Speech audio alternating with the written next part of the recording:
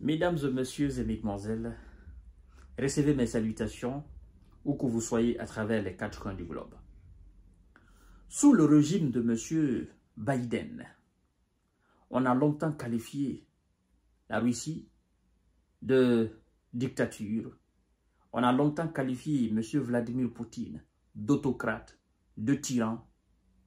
Mais les dirigeants actuels américains ne sont pas d'accord avec M.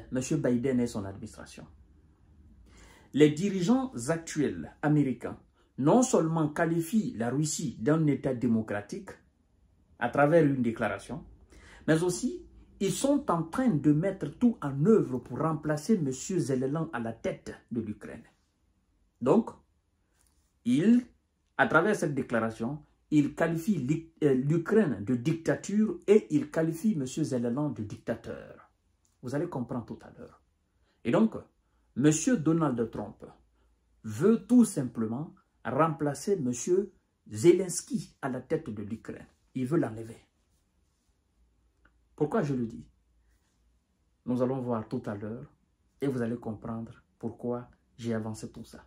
Mais avant de poursuivre le visionnage de l'émission, je vous prie de partager la vidéo dans tous les groupes possibles. Continuez à vous abonner à notre chaîne YouTube Kanté J Visionnaire de vrai et activer la cloche de notification pour ne plus rater nos émissions. Évidemment, nous vous invitons aussi à vous abonner à notre page Facebook Le Géopolitologue. Chacune de vos actions permet de développer nos différentes plateformes d'information et de décortiquage. Je le fais pour vous. Voilà. Donc, ça ne vous prendra juste que quelques secondes à partager la vidéo, à cliquer sur effectivement des likes, à appliquer aussi des cœurs. Voilà, ce qui prouve que ce que nous disons sur cette plateforme d'information, ce n'est pas du faux. Nous n'insultons pas à la haine, n'est-ce pas? Nous disons juste des choses réelles. Voilà. Donc, je compte sur vous pour le développement de cette chaîne-là. Alors, qu'est-ce qui se passe? Les Américains ont compris que M. Zelensky est l'obstacle et que le fait qu'il n'ait pas organisé les élections pour permettre au peuple ukrainien d'élire un nouveau chef, donc c'est de la dictature. Parce qu'ils disent que même dans les périodes de guerre, les démocraties, les pays démocratiques organisent les élections. Ça veut dire quoi? Ça veut dire M. Zelensky n'avait pas droit de prolonger son mandat. Oui, il n'avait pas droit, comme a dit Vladimir Poutine. Et donc, pour les Américains actuellement et les Russes, parce que cette déclaration des Américains vient corroborer ce que Vladimir Poutine avait déjà dit. M. Zelensky est illégitime. Et les Américains disent, ce n'est pas parce que vous êtes en guerre que vous ne pouvez pas organiser les élections. Tous les États démocratiques organisent les élections en période de guerre. Écoutez ce qu'ils disent. Des élections présidentielles et législatives doivent avoir lieu en Ukraine, juge l'émissaire américain Keith Kellogg, c'est-à-dire le représentant de celui que M. Donald Trump a nommé pour s'occuper de la question russo-américaine sur le territoire ukrainien. Donc, ce général. Donc, en Ukraine, juge l'émissaire américain Keith Kellogg dans un entretien accordé à l'agence Reuters. Il dit, je cite, écoutez bien, la plupart des pays démocratiques organisent des élections en temps de guerre. Je pense que c'est important, poursuit le représentant spécial des États-Unis pour l'Ukraine et la Russie. Il a continué, je pense que c'est un bon, n'est-ce pas, pour la démocratie. C'est la beauté d'une démocratie solide, ajoute-t-il, sans évoquer effectivement d'échanges. La plupart des pays démocratiques organisent des élections en temps de guerre. Je pense que c'est important, poursuit le représentant spécial des États-Unis pour l'Ukraine et la Russie.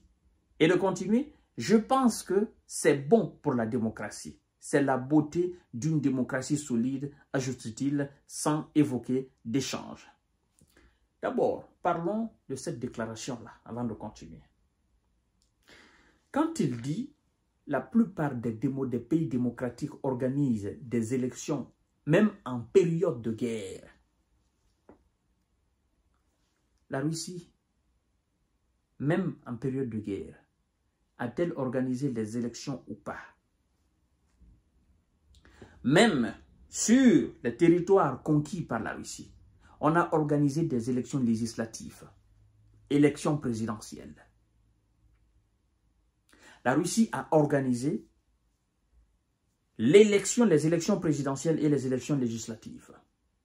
Vladimir Poutine a été le vainqueur. Ça s'est passé devant tout le monde ou pas? Donc, en nous appuyant sur cette déclaration de l'émissaire de M. Donald Trump, c'est-à-dire le représentant des États-Unis dans le dossier russo-occidental sur le territoire ukrainien, si on s'en tient à cette déclaration, ça veut dire quoi? Ça veut dire que tous ceux qui disent que la Russie est un État dictatorial où M. Vladimir Poutine est un tyran, ils n'ont pas raison. Ils n'ont pas raison. Et il continue en disant, je pense que c'est bon pour la démocratie. Qu'est-ce qui est bon pour la démocratie? L'organisation des élections, même en période de guerre. Et de continuer, c'est la beauté d'une démocratie solide. Et donc, l'organisation des élections, même en période de guerre, c'est la beauté d'une démocratie solide. Donc, ça veut dire que en Russie, il y a une démocratie solide. La démocratie russe, elle est solide. Contrairement à celui qui a décrété la loi martiale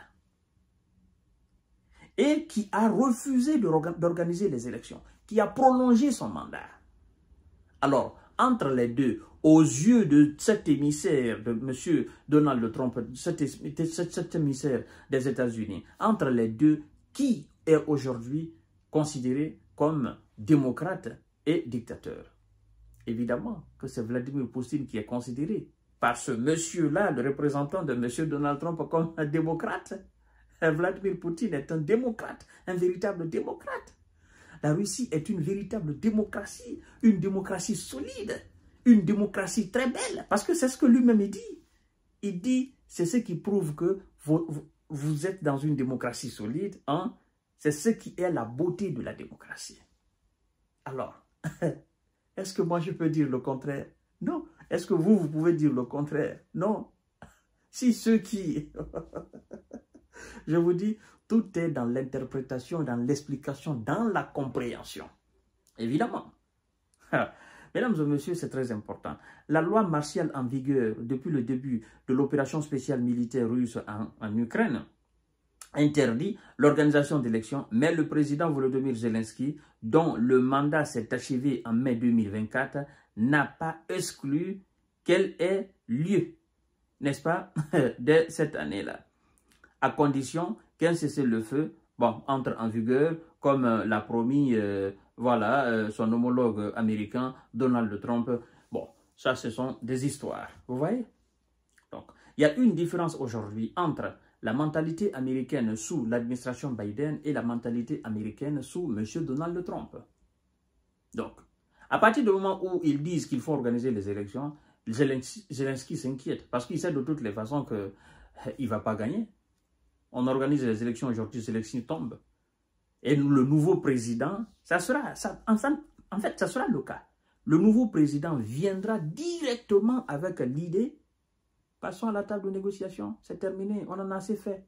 L'objectif, c'est ça. Je crois d'ailleurs que l'organisation des élections se fera avant l'entame des négociations. C'est-à-dire, on va faire les négociations avec le nouveau président ukrainien, pas avec Zelensky. C'est la procédure des Américains. Et vous allez voir, ça va se passer devant tout le monde ici. Je vous donne rendez-vous tout à l'heure pour notre série d'informations décortiquage. Partagez la vidéo dans tous les groupes possibles. Merci.